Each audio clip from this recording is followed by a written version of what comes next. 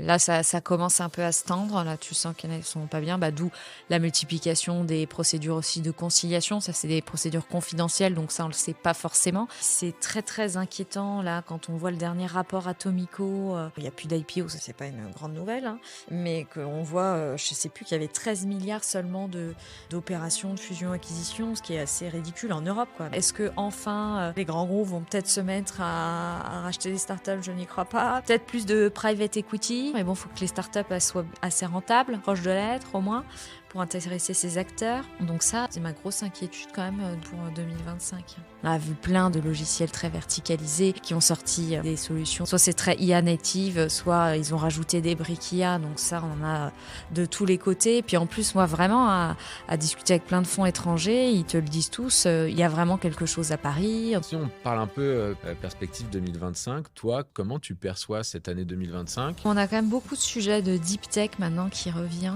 Tu as beaucoup de choses en labo qui se passent et qui commencent à sortir. Donc ça, c'est intéressant. Tu as de la découverte de médicaments dans l'IA. Vraiment des trucs très très pointus qu'on voyait pas avant. Bienvenue à tous pour cet nouvel épisode de Entretien avec un VC, un épisode un petit peu spécial puisqu'aujourd'hui j'ai le plaisir d'accueillir Charlie Perrault. Bonjour Charlie. Bonjour. Charlie est journaliste. J'ai le plaisir d'être un petit peu plus à ta place aujourd'hui.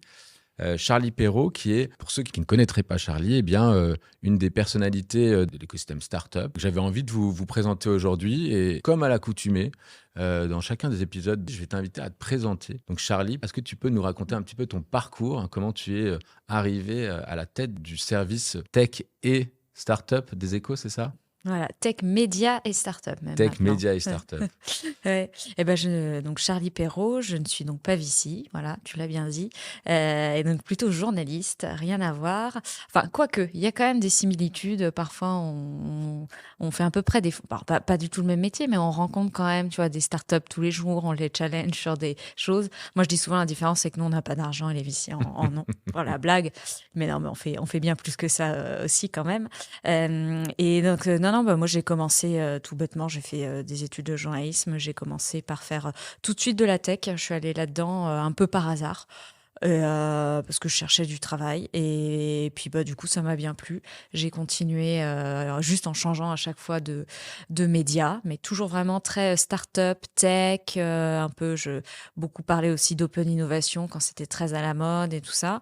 Et après mi-2021, donc un peu pendant le Covid, les Échos me contactent parce que ils avaient déjà une rubrique start-up où il y avait 2 personnes, ça faisait peut-être 5 ans que la rubrique existait.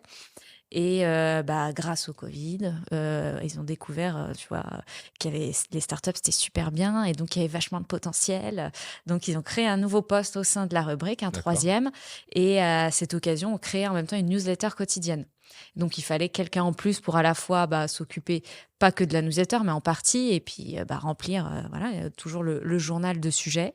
Et puis du coup, j'ai dit oui. Et finalement, je suis restée plus longtemps. Enfin, on ne savait pas si j'allais rester, hein. Mais fin 2021, si tu te souviens, c'était la fête des licornes. Toutes les semaines, il y en avait une nouvelle. Donc, nous, niveau audience, abonnement, c'était un peu la fête.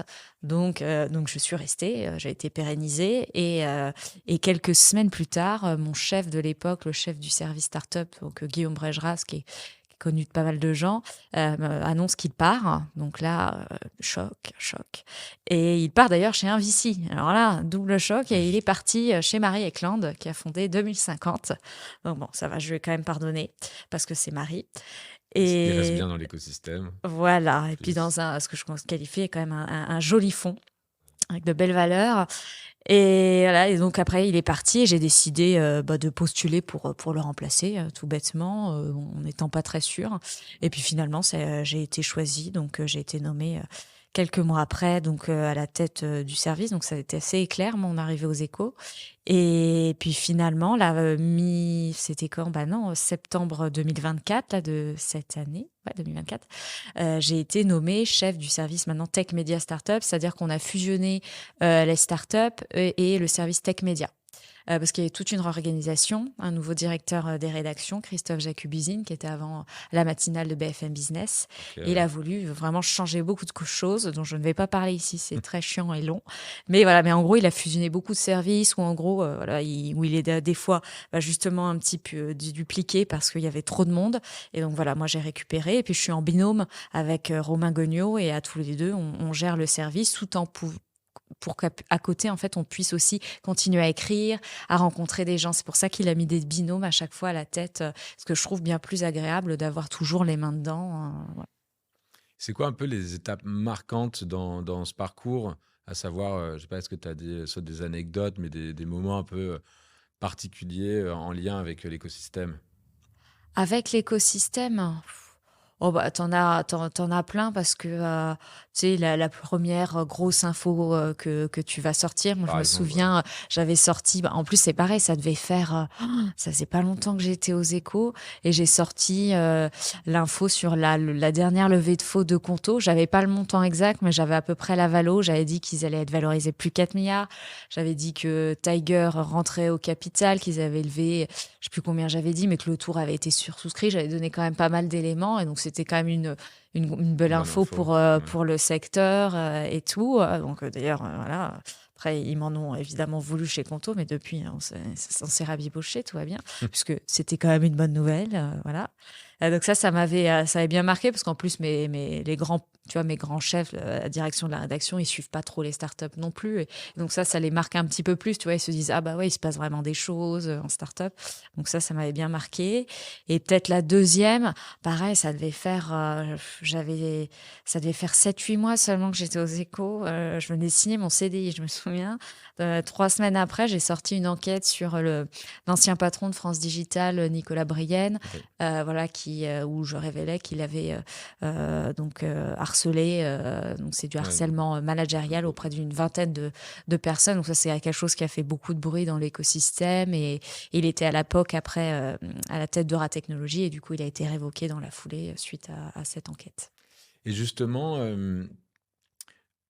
dans les défis que tu as rencontrés, aujourd'hui, par exemple, aux Échos, quelle est la part de l'audience, justement, qui est, on va dire, un peu centrée sur ce monde de l'innovation tech et startup? Est-ce qu'elle augmente beaucoup? Est-ce que tu trouves que voilà, est-ce que les Français s'intéressent plus Mm. à l'écosystème tech et startup ou finalement, Bah alors, j'ai pas les stats exactes. Ce que j'avais, alors juste sur Startup, là, j'ai une réunion audience demain, donc je ne d'accord, peux pas te dire malheureusement. Mais juste la rubrique vraiment Startup, elle génère à peu près 3% de l'audience du site seulement. Donc c'est rien. Parce que historiquement on a aussi la finance, les marchés, le service et l'industrie, puis on a aussi de la politique et il y a des sujets politiques qui attirent beaucoup beaucoup de gens. Voilà, le budget, en ce moment, si tu veux, c'est des choses que nous l'écosystème est trop petit, on n'arrivera jamais à avoir ces audiences-là, sauf de temps en temps quand on fait un gros sujet ou une enquête. Là, ça amène du monde. Mais par contre, ce qui est assez intéressant, c'est que 3% d'audience, mais par contre, on fait 13% des abonnements. Et ça, moi, je trouve ça beaucoup plus intéressant. C'est-à-dire qu'on est une des premières rubriques qui, là, on convertit le plus, en fait. Donc ça on est plutôt fiers. Et c'est cette métrique, moi, que je suis. et que tu me parlais de ces, un peu de ces scoops que tu as mis en avant, parce que c'est un peu le principe du journalisme, d'aller trouver l'information qui va plaire et qui va intéresser. Est-ce que, à contrario, enfin, ou le revers de la médaille, c'est que tu as eu des difficultés particulières, des défis particuliers à l'issue de ces publications? Non, en général, une fois que tu as sorti, de toute façon, les infos, c'est que ça a été vérifié et tout. Donc, une fois que c'est fait, après, voilà, c'est sympa parce que beaucoup de gens en parlent. Des fois, ça te permet en plus d'avoir d'autres infos parce que des gens réagissent par rapport à ça. Ça peut donner d'autres idées. Non, après, tu peux avoir des cas, voilà. Aujourd'hui, on a une perception plutôt bienveillante de Charlie Perrault aujourd'hui dans l'écosystème. Ah, je sais pas. Ah, Ou je peux te dire non? qu'il y a des gens qui me parlent Qui plus. ne voit plus jamais. Mais après, oui, parce que on va dire sur surtout la plupart des articles qu'on fait, c'est peut-être, on met en avant l'écosystème, c'est normal. Mais bon, je veux dire que cette année 2024, c'était pas drôle. On a fait les redressements judiciaires de Luco, tu vois, Mastéos et tout. Mais après, Absolument, c'est ouais. pas tu vois, ils comprennent et de toute façon, on le traite bien en plus parce qu'on dit pas juste, bon, ils sont en redressement et puis voilà, on explique derrière pourquoi, etc.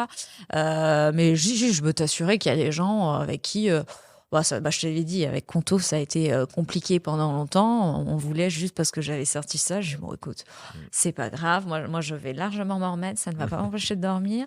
Et voilà, mais des fois, on tape un peu. Mais même si quand on tape, tu vois, ça arrive, la plupart du temps, les gens nous remercient en disant que c'est bien de parler de ce genre de choses. Donc, non, ça va. Alors un peu comme toi, moi chaque semaine, j'échange avec, je mets en avant le portrait d'un VC. Je dis un peu comme toi parce que toi, tu as décidé de le faire avec des femmes entrepreneurs chaque semaine. Est-ce que tu peux nous en parler un petit peu de cette initiative qui voilà, fait en tout cas pas mal de bruit dans l'écosystème et voilà, je fais partie de ceux qui apprécient regarder ce portrait chaque semaine. Ah bah merci. Non, il date, ça fait un peu plus de 2 ans que j'ai lancé ça. Parce que bon, je savais qu'il n'y avait pas beaucoup de femmes dans la tech, hein, quand même, étant dans l'écosystème depuis à peu près 10 ans, ça bon, j'avais compris. Mais c'est que j'en avais un petit peu marre qu'on mette toujours les mêmes, en fait, en avant. Donc, on parle de Lucie Bache, tu vois, Céline Lazorte, Justine Hutto. Bon, elles sont très, très bien, hein, mais sauf en fait, Il y en a il y en a plus plein, qu'une, ouais. plein, plein d'autres et qui font, en fait, qui sont dans plein de secteurs. Donc, je me suis dit, va falloir les mettre en avant et montrer que elles vendent pas que des bijoux ou des déodorants, tu vois. Donc, je me suis dit, bon, faut trouver un moyen de le faire, mais je pouvais pas le faire dans le journal, parce que dans le journal, on est un journal, c'est de l'actualité, c'est du quotidien, donc on ne peut pas juste sortir un truc comme ça, un portrait, faut qu'il y ait vraiment une actualité forte. Donc, je me suis dit, bon, comme je commence à faire sur LinkedIn du contenu, tous les jours, je me suis dit, bon, je vais le faire là-bas, puis on verra. Et donc, j'ai structuré le truc. Et puis, finalement, ça a bien pris je pense assez rapidement, mais en tout cas, les gens le voyaient. Et puis, au début, c'était un peu difficile de trouver des femmes, hein. Fallait aller chercher, hein. C'est Oh ça la là là. réalité. C'est que c'est Ouais. quand même difficile de. Non, mais d'aller C'était au début difficile, voilà, ouais. de les trouver. Maintenant, je ne sais plus. Enfin, là, j'ai Tu un sais plus stock qui choisir parce qu'on jusqu'à. n'arrête pas Voilà, de et je te ne sais plus recommander qui. maintenant, c'est ça? Ouais, ouais, ouais. Ouais. C'est-à-dire plein de VC qui m'en. Alors, VC, non, peut-être beaucoup de business angels qui m'en envoient. Des fondateurs qui disent, ah moi, j'ai ma cofondatrice, j'ai des frères et sœurs, des cousins, des enfants qui envoient. Donc, ça, c'est. Maintenant, j'ai vraiment de quoi faire. Puis beaucoup de femmes qui m'envoient des messages sur LinkedIn. Donc, j'en sélectionne aussi de temps en temps pour pas que ça vienne que de mon réseau, sinon c'est moins intéressant. Donc voilà, le truc a bien pris et maintenant les échos, donc le compte LinkedIn Les Échos le reprend aussi. Et puis en septembre dernier, j'étais contente parce qu'on a organisé une soirée pour fêter les Ah plus oui. de 100 fondatrices et donc je les ai réunies. Voilà, et j'avais invité aussi des business angels, quelques fonds aussi, parce que quand même, hein, c'était un peu quand même C'était le l'occasion. traquenard, le Ouais. traquenard. Bon, voilà. Et c'était très sympa. C'était vraiment que du networking. On a fait un petit échange, c'est tout, prise de parole assez rapide. Et voilà, c'était super sympa. J'ai eu plein, plein de bons retours. Donc, on verra ce qu'on peut faire après de Et tout oui, ça. c'est quoi les prochaines étapes de. Je sais pas. J'ai des idées, mais franchement, pas de livre. Ça, je le dis. Il y en a qui m'ont dit, j'ai dit non, non, parce que moi-même, je ne le lirai pas. Donc, je n'en ferai pas. Donc, réfléchir à autre chose, mais là, je sais pas encore. Ok. On va essayer de s'attaquer un peu à l'objet, au focus de cet entretien. Si je t'ai invité à échanger, c'est aussi pour pouvoir partager un peu la big picture, pouvoir essayer de dresser un bilan de cette année 2024 et puis d'essayer d'avoir un petit peu de prospective pour 2025. Là, on est au mois de décembre, c'est bientôt les vacances de Noël, en tout cas, je te le souhaite. Qu'est-ce que tu retiens un petit peu en termes de principaux, des moments principaux de 2024? Tu me parlais un petit peu des licornes. Est-ce qu'on on en sort un petit peu, mais qu'est-ce que tu retiens de cette année Mm. 2024? Ah Les grands facteurs influençants. non, alors je peux te citer déjà les premières grosses casse, entre guillemets, quand même. Je commence par les mauvaises nouvelles, tu vois. Où on a eu quelques redressements assez importants. Comme je disais, Luco, Mastéo, c'est quand même des boîtes qui avaient levé plusieurs dizaines de millions et qui ont fini par être pris au tribunal pour vraiment pas grand-chose. Donc ça a remis déjà, tu vois, un peu les bases en disant, oulala, c'est pas facile. Et plus récemment, Insect en procédure de sauvegarde. Donc on ne sait pas encore comment ça va se terminer, mais c'est quand même inquiétant quand même pour cette boîte qui a quand même plus de 10 ans. Ensuite, C'est non, pas fini encore pour c'est pas Insect. fini. Non, non, non. Là, Ça, on est ça peut se redresser, mais effectivement, mais quand on voit la situation, enfin, ça a l'air très très compliqué, hein, parce qu'ils ont beau avoir remis de l'argent, et puis à un moment, faut produire derrière et vendre, et ce qui n'est pas encore le cas. Donc c'est très très difficile. Et en plus, des fois, après toutes ces boîtes, après, ça a un peu effet tu vois, un dommage collatéral bien sur sûr. les autres qui sont dans le même secteur. Donc difficile, hein. Je pense que ça a été marqué déjà cette année par ça. Ensuite, ça a été marqué par, on est obligé de le dire, hein, j'ai quand même attendu un moment avant de prononcer le mot IA, mais non, on est obligé, ça a été vraiment là, toute une vague. Ça avait commencé quand même un peu en 2023, Et là, ça a vraiment mais là, ça a explosé, où on a explosé. vu, au-delà des flagships Mistral et tout, on a vu plein enfin, de logiciels très verticalisés qui ont sorti voilà, des solutions. Soit c'est très IA native, soit ils ont rajouté des briques IA. Donc ça, on en a de tous les côtés. Puis en plus, moi, vraiment, à discuter avec plein de fonds étrangers, ils te le disent tous, il se passe quand même quelque chose. Alors, c'est pas la Silicon Valley, hein, on est encore très très loin, mais il y a vraiment quelque chose à Paris. En tout cas, ils viennent En tous plus, voir ce qui se passe. d'accord. Oui, moi, je discutais, je sais plus si c'était au dernier Slush, et ils te Ouais. disent tout ça. Donc, tu as quand même tous Un les fonds qui événement. sont là, donc Slush à Helsinki, tous les ans. Et vraiment, ils te le disent. Donc, en tout cas, en Europe, évidemment, encore une fois. Donc ça a vraiment été marqué. Ça a été une bonne dynamique et qui a d'ailleurs un peu, je ne vais pas dire sauvé l'écosystème, mais en tout cas, ça a permis, parce que c'était quand même, c'est pas une année facile, 2024. Franchement, c'était un peu la déprime. Enfin, Bah, le pas. contexte, oui, il n'est pas Déjà, extraordinaire. macroéconomique, pas facile. Alors là, j'en parle même pas, comme on n'a pas de Et budget, plus de gouvernement. rien. Mais du coup, très difficile, morale compliquée, plein de boîtes. En plus, tu à la fin des PGE, donc il y en a qui découvrent qu'ils doivent rembourser des PGE. Ça aussi, c'est pas quelque chose d'un peu. Enfin, peut-être c'est pas encore suffisamment arrivé, mais Non, toi, tu le vois là arriver, puisqu'on on le pressent tous dans l'écosystème, que le PGE, à un moment donné, ça va faire très mal, bah, je et qu'en pense plus, on peut plus le 2025. décaler. Ouais, je pense Voilà, ça, 2025 c'est. là. Ouais. Ouais, ouais. Là, ça commence un peu à se tendre. Là, tu sens qu'il y en a qui sont pas bien. D'où la multiplication des procédures aussi de conciliation. Ça, c'est des procédures confidentielles, donc ça, on le sait pas forcément. Mais tu vois, De Vialet, c'était ça. C'était une procédure confidentielle. Donc, ils sont en train de rééchelonner leurs dettes. Ils ont levé des fonds entre-temps et tout. Donc non, non, vraiment, vraiment pas facile. Et je cherche quand même, tu vois, les bonnes nouvelles. Là, à te dire qu'on marquait l'année 2024. Mais non, heureusement, par contre, tu as tout un écosystème qu'on n'avait pas vu, mais sur la green tech, tous les investissements dans le climat, ça c'est beaucoup plus structuré, que ce soit les startups, qu'on pareil, encore une fois, tu as eu beaucoup de logiciels qui sont verticalisés, mais aussi plein de hardware aussi qui s'est créé, et plein de fonds autour maintenant du climat, et des clubs de business angels centrés là-dessus. Des fois, tu as des petits fonds aussi dans le climat. Donc ça, que je trouve que c'est une bonne nouvelle de voir qu'il y a un peu un renouveau aussi, tu vois, des financements, qu'on va plus investir que du B2B dans les logiciels B2B et les marketplaces, quoi. Et toi, tu suis un peu les performances de ces boîtes ou de ces écosystèmes, puisque tu disais à un moment donné, en effet, il faut que ça produise. On prenait l'exemple d'insectes, mais aujourd'hui, tu arrives à comprendre justement ce qui est en train de se passer avec l'IA, je sais pas, les investissements massifs qui sont en train d'être mis en place. Ouais, pour le moment, c'est les seules boîtes qui gagnent de l'argent dans l'IA, c'est genre Nvidia et les cabinets de conseil.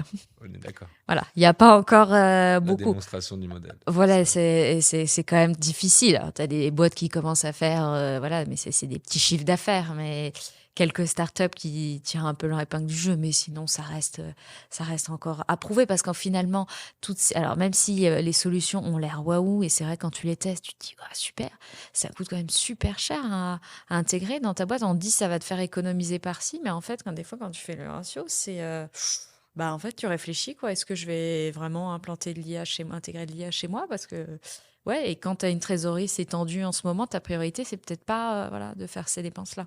Et toi, tu t'y es mise à l'IA, à titre Bon, personnel? Tu bah, as été un peu obligé, un mais petit peu, mais je vais pas faire, enfin, je suis pas du tout, ben, déjà dans le travail, on l'utilise un peu. Nous, aux Échos, on a nommé quelqu'un qui est à mi-temps sur l'IA, ce donc qui est sujet, vraiment ouais. chef de projet. Tu vois, il nous fait une petite formation demain. Il dit, bah, voilà ce qu'on est en train de mettre en place. Là, on teste beaucoup de choses, c'est-à-dire on intègre de l'IA dans notre CMS, c'est notre logiciel Ouais. d'édition, où il va pouvoir nous générer un titre et un chapeau. Le chapeau, c'est les deux petites phrases que tu as en dessous le titre, par exemple. On est en train de tester ça. On se dit, tiens, Pour ça peut avoir des une fois nous meilleure accroche, plus voilà, rapide, puis ça peut, des fois, tu te casses la tête, c'est tu as écrit ton article, après, il faut trouver le titre.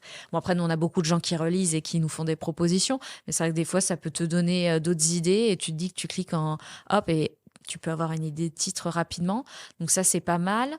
Mais bon, ça, on est en test. Une autre chose là, mais c'est pas moi qui teste, mais au service photo, ils commencent à générer des images. ouais, Donc ça, c'est chouette. pour pouvoir Là, illustrer vos voilà, parce articles. que franchement, quand tu es en start-up, en tech en général, illustrer des papiers, mais c'est juste horrible. Tu te retrouves avec les photos dans les banques d'images qui sont mais moches, chez moche. Et là, on est en train de justement apprendre, tu vois, à l'IA, enfin, on crée un peu une DA, une direction artistique, autour des échos pour qu'après, on puisse reconnaître que c'est bien une image qui vient d'un article des Ça, c'était échos. un peu le job des photographes à une époque. Oui. Ça te fait pas peur que demain, l'IA, c'est le job des journalistes? Ah non, alors là, pas du tout, T'es pas inquiète, pas en tout du cas. tout. Bah non, alors ça va nous aider pour plein de choses. Alors ça peut t'aider pour, par exemple, tu sais, les journalistes en finance marché, si tu as, je sais pas, un cours de bourse qui augmente de, je sais pas, 10% et tu te dis, il va pouvoir générer une partie de l'article, tu vois, le début de l'article, là, en te donnant toutes les données. Moi, je trouve ça bien. Et après, toi, tu apportes ton analyse derrière. À la limite, ça te fait gagner du temps sur ça. Mais nous, on est quand même sur de l'actualité. Et ça, l'IA, elle l'a pas, l'actualité. Enfin, elle est très bien pour te faire des résumés. Mais moi, mes articles, c'est pas du tout des résumés. C'est machin annonce ça, truc ça, je sors l'info de ça. Et des infos que j'ai au téléphone en parlant aux gens, en allant à des événements. Donc ça, l'IA, elle l'aura jamais. Alors après, moi, j'aimerais bien, franchement, alors il y a des gens ici, bon diraient si je dis ça, mais de lui mettre tous mes éléments. C'est-à-dire, tiens, j'ai mes Et qu'elle notes te là, pond l'article. j'ai mon call, tiens, et vas-y, résume-moi le truc. Et après, moi, mais je pense qu'on est encore très très loin de ça déjà, rien que ça. Mais franchement, ça me dérangerait pas si je pouvais passer plus de temps à faire mes recherches, enfin, aller voir d'autres gens, à décrypter des trucs, avec plaisir. Donc, tu es plutôt optimiste de l'arrivée de l'IA aujourd'hui, plutôt que voilà, d'avoir un regard très pessimiste sur le sujet? Oui, moi plus. Bah, heureusement, parce que c'est vrai que je suis dedans quand même toute la journée. Donc, en tout cas, nous, ce qui concerne notre métier, enfin ouais, notre métier, je vois pas. C'est sûr qu'il y aura plein de gens qui vont faire générer des articles via l'IA, mais au final, c'est pas ça qui va faire que les gens, tu vois, vont s'abonner et tout ça. Enfin, si tu te retrouves avec les mêmes articles partout, pas trop intérêt. Comme tu as des dépêches AFP, c'est bien, mais tu vois, même nous, on utilise de moins en moins les dépêches. On apporte, parce que nous, on veut apporter de la valeur, quoi. Et si on parlait un petit peu de démystification, c'est quoi les mythes ou les idées reçues que tu as envie sur l'écosystème startup, que tu aurais envie de déconstruire aujourd'hui? Parce qu'il y en a pas mal, Ouais. non? Bah, que c'est facile de d'avoir une start-up, tu vois, de la créer, de la développer.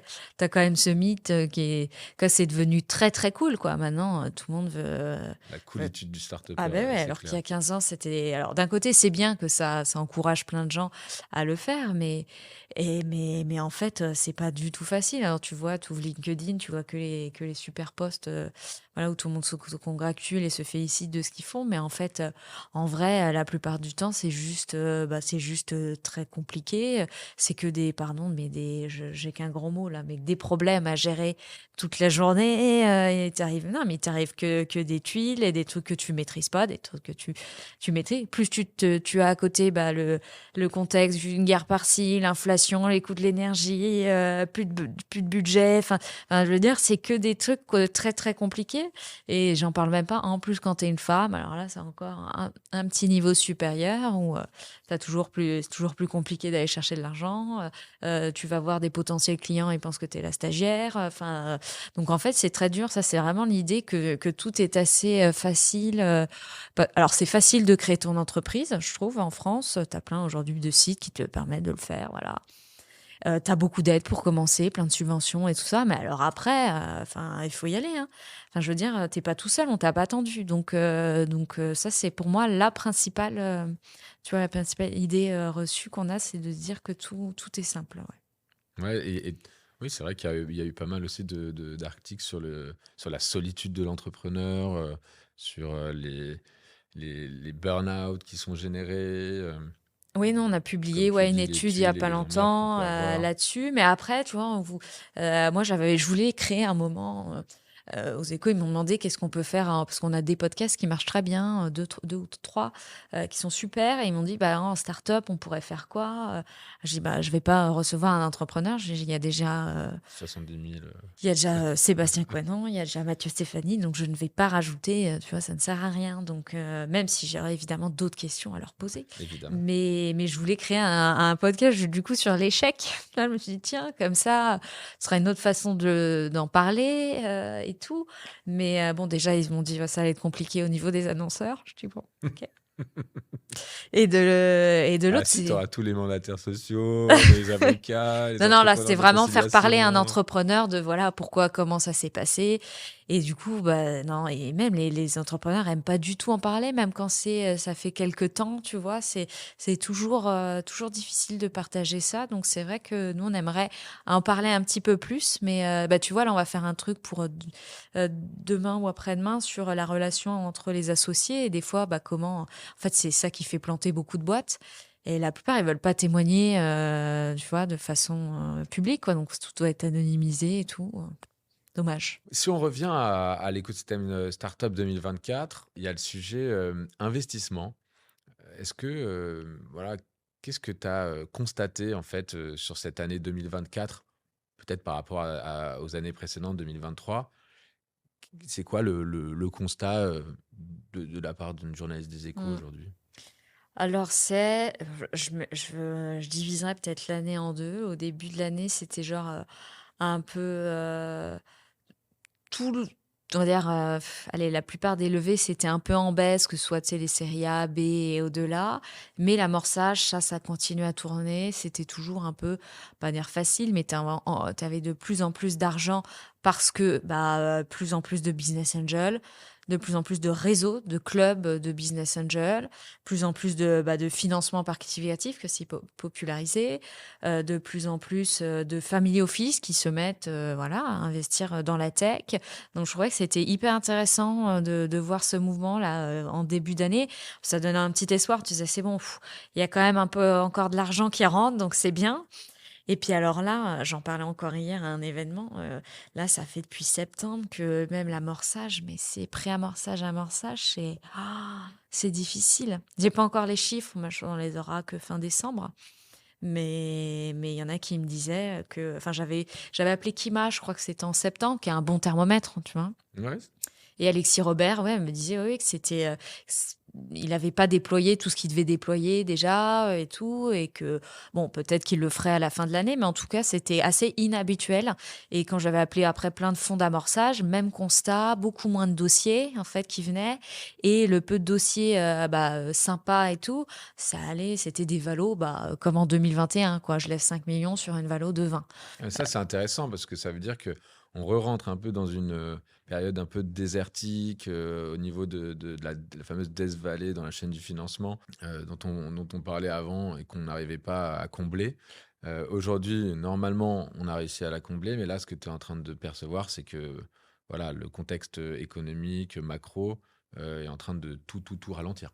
Là, oui. En tout cas, c'est ce que pas mal de gens me disent, que vraiment, même là, à ce niveau, c'est pas le calme plat, mais même nous, on le voit, hein, on reçoit beaucoup moins maintenant de levées de D'infos, fonds, là, sur ouais, les sur des levées. petits, parce que nous, on traite, moi, je préfère traiter d'ailleurs les plus petites levées, les premières levées. C'est plus intéressant de faire découvrir une boîte qu'une qui lève 15-20 millions. Mais du coup, ce que tu soulignes quand même, et ce qui est assez intéressant, c'est que à contrario, bah, maintenant, parce qu'il y a quand même un vrai sujet des valorisations où on dit depuis au moins début 2024 que la fête est un peu finie et que avec ce changement de paradigme, on essaye de financer des boîtes qui sont plus orientées vers la rentabilité que vers la croissance. Tu fais ce même constat, toi? Oui, pas de. Et du coup, euh, là, les valorisations, elles sont quand même hyper importantes dans le monde du financement. C'est ça que tu Sur perçois avec les, les fonds? ça va être Bah, beaucoup de sur boîtes du d'IA, tu vois, vraiment les donc boîtes c'est quoi sur, ces secteurs qui performent justement, qui sont, ouais. hyper valorisés? Voilà, ça revient aussi, parce que, je sais pas, ex Google DeepMind, ex OpenAI, là, voilà, dès que tu as des, mecs qui ont déjà fait quelque part, là, les valos sont élevés. Sinon le reste, la plupart, les valos, baissent. Alors évidemment, les gens te le disent très rarement, hein, que les valos baissent. Et après, de toute façon, était aussi le sujet des licornes où là, on le sait pas puisqu'elles ne relèvent pas d'argent. Alors sur le marché secondaire, tu arrives à voir effectivement Mmh. que bah, la plupart, elles ne valent plus voilà, ce qu'elles valaient il y a encore 2 ans, mais on n'arrive pas à avoir les bons chiffres, quoi, pour le dire. Et peut-être dernière chose, je disais que moins d'amorçage. Et ce que j'aimerais bien savoir, moi, c'est quand même, pardon, c'est est-ce qu'il y a toujours autant de création de start-up? Ça serait intéressant à savoir.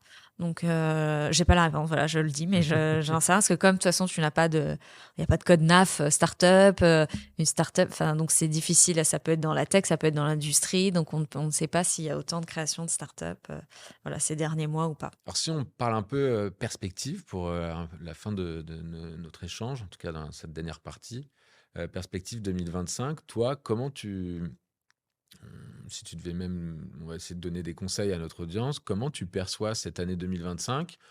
Déjà, entreaperçu le fait que l'IA, ça allait encore s'accélérer, mais qu'est-ce que tu vois? Est-ce que les secteurs de 2024 vont voilà, persister sur 2025? C'est quoi les tendances que tu vois se dessiner? Mm. Bah, franchement, Madame Irma.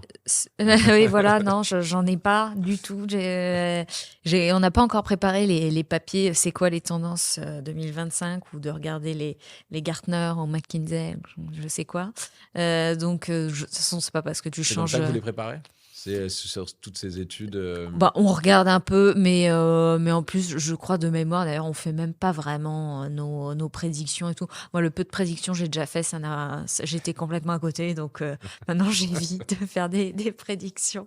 Donc, non, ce qu'on voit beaucoup, bah, de toute façon, l'IA, ça va continuer, parce que de toute façon, les VC, tu sais, ils sont un peu monosujets, hein, quand même, hein, ouais, pardon, ouais. hein, mais voilà, donc faut investir en ce moment dans l'IA, donc on va mettre le paquet. Donc ça va continuer. On a quand même beaucoup de sujets de deep tech maintenant qui revient. Pas mal, que ce soit un peu dans le quantique, dans des sujets que je ne comprends pas trop, de la photonique. Enfin, tu as beaucoup de choses en labo qui se passent et qui commencent à sortir. Donc ça, c'est intéressant. Tu as de la découverte de médicaments dans l'IA. Vraiment des trucs très, très pointus qu'on voyait pas avant, grâce notamment à BPI, l'EIC, l'European Ouais, Innovation Council, faut- qui mettent quand même beaucoup d'argent, parce qu'encore une fois, les VC en mettent pas beaucoup, très peu qui connaissent bien ces sujets. Donc ça, je pense qu'on va voir plus de choses issues des laboratoires. Et comme on commence à voir aussi un peu d'entrepreneurs qu'on voit un peu plus, ça peut peut-être donner des idées Et puis à en plus, c'est d'autres. favorisé aujourd'hui avec le dispositif MIDI, où Oui, l'investissement est en plus exactement. un petit peu favorisé avec un avantage fiscal Oui. sur ces boîtes tech. Oui, ça, Mm. ça ne, ça, Dans la ça ne bouge recherche. pas, Ouais. effectivement, même s'il n'y a pas de budget et Mm. tout, ça, on reste là-dessus. Et qu'est-ce que je peux te dire d'autre après? Moi, peut-être ce que je ne vois pas trop, peut-être, ça répond moins à la question, mais moi, j'attends de voir les sorties. en 2025. Je me dis: «Est-ce que ça va être enfin l'année des sorties?» Parce que, on parle beaucoup toujours de lever, mais il y a un moment, faut Pour que le système fonctionne, voilà, pour qu'après que il faut l'argent que le sorte et cycle qu'elle il rentre et moi, là, c'est surtout ça que je vais regarder, mis à part, tu vois, les thématiques, moi, ça va être vraiment le focus, et c'est très, très inquiétant, là, quand on voit le dernier rapport Atomico, enfin, il y a bon, il y a plus d'IPO, ça, c'est pas une grande nouvelle, hein, mais qu'on voit, je sais plus, qu'il y avait 13 milliards seulement d'opérations de fusion-acquisition, ce qui est assez ridicule en Europe, quoi, donc très, très, très compliqué. Donc j'ai hâte de voir. Est-ce que enfin, je sais pas, les grands groupes vont peut-être se mettre à racheter des startups? Je n'y crois pas, mais bon, peut-être plus de private equity qui va venir. Mais bon, il faut que les startups elles soient assez rentables quand même, hein, proches de l'être au moins, pour intéresser ces acteurs. Donc ça c'est un peu ma grosse interrogation, et limite en fait ma grosse inquiétude quand même, pour 2025. et si on fait un peu un focus sur, les investisseurs en particulier, sans même qu'ils soient particuliers d'ailleurs, mais enfin sur, l'épargne des Français et l'importance de l'épargne des Français dans, l'investissement dans les startups. C'est quoi ta perception de ces dernières années et peut-être, est-ce que tu vois quelque chose vraiment se développer, que ce soit au niveau des plateformes de financement participatif, comme au niveau de, je sais pas, de clubs, comme au niveau de fonds d'investissement? Tu vois quelque chose qui bouge, qui change, toi qui es proche des fonds, Ouais, en non, ce moment? c'est vrai qu'il y a quand même alors, tu as quand même des fonds qui arrivent toujours à lever de l'argent. Moi, je suis les nouveaux fonds, mais après quand tu es nouveau fonds, c'est je vais pas dire, facile non plus, mais tu pas Donc tu as d'historique, pas de track record que tu voilà. ne peux malheureusement pas. Mais bon, ils arrivent, il y en a quand même certains qui arrivent à lever pas mal d'argent. Sur le crowdfunding, ça c'est fou. On voit encore, ben, je trouve encore un regain d'intérêt quand même, depuis 1 an et demi, 2 ans, sur les plateformes. Alors, je sais pas du tout à quoi c'est dû. Est-ce qu'il y a l'effet aussi télé, tu sais, avec l'émission Qui va être mon associé, qui fait que Absolument, oui. les gens, aussi, bah, le voient et donc ils vont peut-être plus aller sur les plateformes de crowdfunding, ils vont s'intéresser aux startups. Tu as de plus en plus, bah, je disais, de clubs, de Et c'est pour ça que petits. j'ai te posé la question sur est-ce que l'audience, elle est plus importante, aux Échos, depuis quelques années? Est-ce qu'elle augmente? Parce que, voilà, est-ce que c'est de plus en plus, Elle est plus diversifiée. appréciable, compris? Est-ce que le grand public s'intéresse plus au monde, à l'économie et aux entreprises, que ce soit les startups ou aux plus grandes entreprises? Mais j'ai l'impression que c'est ça aussi que ça développe, cet écosystème, entrepreneurial. Alors un peu plus, oui, oui, je dirais que c'est un peu plus quand même, grand public. Enfin, nous, tu vois, avant, on était très lus par les startups et les fonds, quoi.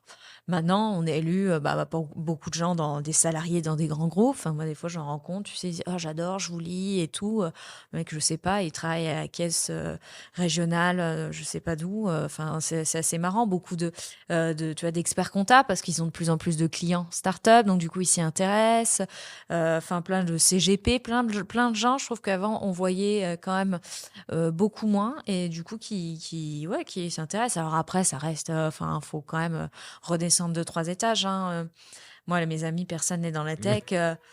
Les startups, ils s'en fichent tous, quoi. On va pas, moi, ce que je dis, ils sont dans la vraie vie, donc et ça Ouais. les intéresse pas plus que ça. Donc on est encore très très loin de la démocratisation, même si franchement, on a fait effectivement des gros progrès, mais et qu'il y a beaucoup aussi, on a un peu fait monter quelques stars. Maintenant que tu parles Blablacar, Doctolib, les gens voient un petit peu plus, Mais ça mais reste une start-up, comme dirait mon père. exactement, Heu oui. et et toi, tu as déjà investi dans une Mm. start-up? Bah non, j'ai pas le droit. C'est interdit contractuellement, tu as pas le droit. Ah oui, bah c'est presque du délit d'initié, hein, quand même. Je peux être au courant de plein de choses. C'est-à-dire, je pourrais investir dans une startup tout début, et tu vois, et après, je sais qu'elle lève, enfin, tu vois, c'est pas Mmh. très, tu vois, ça peut être de la prison, je pense. Voilà. Donc non, non, non, je ne peux pas. Et j'étais un peu embêtée pour tout dire. J'ai le mari d'une de mes meilleures amies qui vient de créer sa start-up en parallèle de parce qu'il est expert comptable et j'aurais bien mis, tu vois, voilà, un petit ticket, mais même ça, je me le suis interdit. Je sais pas. Parce qu'en plus, j'y crois à fond voilà. Mais non, j'ai pas fait. OK. Et si tu devais te mettre à la place d'un investisseur particulier, tu es une investisseuse, c'est quoi les 3 choses, bah, que tu recommanderais, pour pouvoir prendre sa décision d'investissement? Toi qui as l'habitude de faire des investigations, d'investiguer plein de sujets au niveau des boîtes, c'est quoi les 3 conseils que tu aurais envie de leur donner? Ah, les Toi, là, VC? tu regarderais, Ouais. tu ferais quoi si tu devais demain Ah, investir? Je te donne ah l'autorisation oui. exceptionnelle. Ah bah c'est facile. Euh, Déjà, moi, je prendrais le train. C'est-à-dire que j'irais partout en France, tu vois. ok. Déjà, je me Donc bougerais un déjà, tu te petit peu. bougerais. Oui, j'irais à des événements en région. Voilà. Ou alors, je prendrais, je sais pas, je prendrais une licence à Zoom, tu vois, pour faire des visioconférences avec des gens qui sont en région, par exemple, tu vois. Parce que il y en a plein. Et alors oui, tu n'auras pas les projets à 10 milliards, hein, peut-être pas, et encore, on ne sait pas. Hein. Je me rappelle, je sais pas, Swile, c'est quand même une boîte de Montpellier. Mais ça c'est la première chose que je ferais. Moi, je me concentrerai pas sur Paris. Il y a Voilà. tout le monde est là, donc ça sert à rien. Tout le monde se bagarre pour les mêmes. Je vois pas l'intérêt, donc j'irai voir ailleurs. Surtout que maintenant, on commence à avoir un peu des pôles. Tu vois, à Grenoble, c'est très très deep tech, c'est assez intéressant. Donc moi je ferais ça et puis bah j'irai voir toute ma liste que j'ai fait, faudrait que je la publie de toutes les 100 femmes à qui j'ai fait le portrait et puis j'irai voir ce qu'elles font, tu vois, par exemple, pour essayer de diversifier un peu ça, tu vois, d'essayer de s'ouvrir un petit peu à d'autres gens, par exemple. Bon, les messages que tu passes, c'est Ouais, que, c'est que si on te donnait des sous demain, ouais, le fonds que tu créerais, en tout cas, ce serait plutôt dédié à un peu plus de diversité voilà. et surtout en région, pas que centré Voilà. parisien. Mais bon, après, je sais pas si je trouverai des LP, hein. Ça, c'est le Je problème. pense que on peut trouver des LP. Je pense que c'est déjà des thèses qui sont portées, notamment une par Sista d'un côté, de l'autre, tu parlais de 2050. Il y a aussi des choses qui sont intéressantes dedans, dans la manière dont ils approchent le sujet. Mais il y a encore beaucoup de travail à faire. Ça, on est certain. Et du coup, quand tu fais cette analyse de startup, toi, tu cherches comment? En fait, c'est plus cette partie-là qui m'intéresse, c'est qu'on pourrait associer ton métier. Tu parlais, t'es pas si loin du monde du VC. Moi, je trouve que t'es pas si loin du monde de l'analyste qui travaille chez un VC. Parce qu'il faut que tu cherches un petit peu, que tu grattes un petit peu, que tu ailles un peu plus loin que ce qu'il va nous pitcher avec son deck. Du coup, toi, c'est quoi tes réflexes là-dessus? Comment on voit que l'entrepreneur, en fait, il est un peu en train de nous raconter une belle histoire et qu'il faudrait quand même aller chercher. Oh, bah, alors ça, il pourra toujours t'en raconter, hein, parce qu'il y a des choses que tu peux pas vérifier, malheureusement. Bah, il y a très peu de documents publics, hein, quand tu vas sur les sites Papers, société.com, tu peux aller voir, il y a plein de PV, hein, d'AG, donc tu peux voir les statuts et tout, mais la plupart du temps, il y a rien, quoi, dans les docs. T'as beau regarder, tu vois, quand il y a des gens qui lèvent des fonds, ils le mettent pas, ou des fois, ils vont te cacher exprès deux, trois trucs dans le doc, comme ça, tu peux pas calculer, machin, le montant levé, la valo. Donc ça, c'est difficile. On regarde un peu ça déjà. Et ensuite, on se renseigne, on appelle soit d'autres investisseurs, tu vois, qui n'ont pas mis dans la boîte, par exemple, ou alors d'autres startups dans le même secteur, tu vois, ils ne font pas concurrents, mais ça permet de dire, attends, est-ce que déjà, ils se situent où? Est-ce que tu les as déjà rencontrés, etc. C'est un petit peu comme ça, plutôt des gens qu'on va appeler. C'est beaucoup, oui, des appels de référence Oui, parce que de toute façon, t'as pas grand-chose, hein, je veux dire, à part te renseigner sur le marché, sur tout ça. Compliqué quoi, quand les boîtes sont jeunes, hein. Et en tant que journaliste, c'est facile, t'es bien accueilli ou malheureusement, c'est pas. Oh oui, oui, si, Oui. ça va, les gens te répondent toujours. Non, nous, on a de la chance là-dessus. Ou après, je te dis, ils nous répondent plus parce qu'ils nous font la tête, mais bon, ça, c'est pas grave, ça change. Est-ce que pour terminer, tu aurais envie de nous parler ou tu pourrais nous parler d'un projet récent dont tu es particulièrement euh, fier ou qui t'enthousiasme particulièrement parce qu'on est quand même dans un monde là où en effet tout ce qui nous en tire c'est pas hyper positif. Tu te rattaches à quoi et c'est quoi les projets hyper enthousiasmants pour Charlie en 2025? Ouh là là. Euh, non, moi j'étais contente qu'on ait fait une vidéo sur The Family qui est sortie à la rentrée. Là, c'était Ouais. 2 épisodes, Pour expliquer toute l'histoire de une dizaine de Family. minutes. Voilà, alors on s'était dit, tiens, ça a été déjà raconté 1000 fois, The Family, mais c'est vrai que ça n'avait pas été fait sous ce format-là, en vidéo. Ouais, c'est sympa. Vous allez le refaire sur d'autres sujets? Alors, bah, ça, c'est une question, mais le problème, c'est qu'on aimerait bien parce que si tu veux, la vidéo, ça a cartonné. Donc, moi, tout de suite, ils m'ont dit: «Ah, dis donc Charlie, et si on refaisait autre chose?» Mais il n'y a pas d'autres histoires qui, tu vois, qui vont permettre, d'avoir, cet engouement-là. Parce qu'on peut pas se permettre de faire une vidéo, enfin, vu le coût de production, ça demande et tout, les gens qu'on parce que j'étais pas toute seule, hein, évidemment, à la faire. Bah, il faut trouver un sujet, qui va marquer, quoi. Et en fait, il y a pas et qui soit assez grand public, tu vois? Je peux pas faire, un truc, bah, genre, je sais pas, de Luco, machin, c'est pas assez marquant, assez grand public, donc je vais pas dire, il faut qu'il y ait vraiment un gros crash en 2025 pour nous permettre de faire une vidéo, mais si un jour le sujet s'y prête, on en refera. Ouais, ouais, mais on n'est pas pressé, d'en refaire. Mais c'est vrai que du coup, ça avait très, très bien marché, The Family. On a eu beaucoup, beaucoup de retours, très positifs. Après, j'ai pas lu les commentaires, sous les vidéos YouTube, parce que je me suis dit que ça Mmh. voilà, ça n'allait pas être que positif, donc je les ai pas lus. Mais donc voilà, donc 2025, ce sera, bah, développer d'autres formats de vidéos.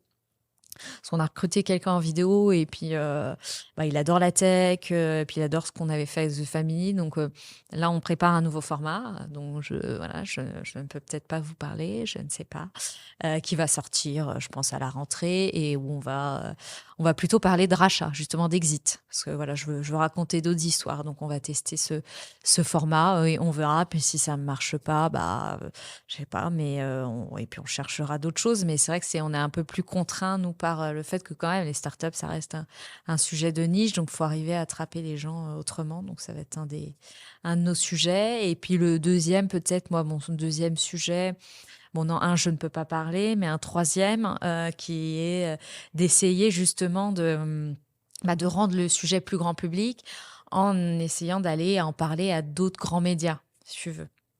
Parce que, voilà, on en parle, nous, très bien aux Échos, on en parle, il y a dans plein de médias spécialisés, mais c'est vrai que quand tu vas après dans les grands médias, dans les grandes émissions, ils parlent pas de alors déjà, ils parlent pas trop d'écho, mais ils parlent encore moins de tech. Donc ça, moi, j'aimerais bien arriver à intégrer, alors je te dis ça Et comme Alain ça. Carnet? Je sais pas, mais je me dis c'est quand même un peu dommage et surtout que là, on est dans une période où, enfin, je veux dire, Musk arrive, tu vois, à Washington et tout, donc il y a plein de choses à raconter sur la tech et tout. Donc je lâche ça comme ça parce que j'y pense depuis quelques jours, mais je ne sais pas du tout comment encore je vais faire. Donc, bah, merci beaucoup. Donc, on peut espérer quelque part que 2025, ce sera probablement l'année de l'IA, l'année, on l'espère encore, de la transition écologique avec beaucoup de sujets comme ça. On n'a pas parlé de santé, je ne sais pas si c'est quelque chose que tu suis beaucoup, mais On s'y euh, met, on s'y met. Moi, j'ai recruté quelqu'un là il y a un mois qui se met à fond sur les sujets de santé. Donc, pour l'instant, je peux pas encore trop dire et tout ça, mais en tout cas, là, elle va être à 80% dessus. Donc, c'est chouette, enfin, parce que c'est un gros truc qui nous manquait. ouais, c'est une belle thématique, un beau secteur. Donc, l'année de l'IA, l'année de la transition énergétique, et on espère l'année des sorties Voilà, dès t'as 2025. C'est bien ça qu'on peut résumé. se souhaiter T'as peut-être bien dans résumé. le monde de l'investissement. Eh bien, Charlie, merci beaucoup pour ton temps. J'espère que nos auditeurs auront appris autant de choses que moi aujourd'hui. Et puis, quant à nous, on se retrouve pour une prochaine émission d'Entretien avec un VC. À bientôt, Charlie. Merci.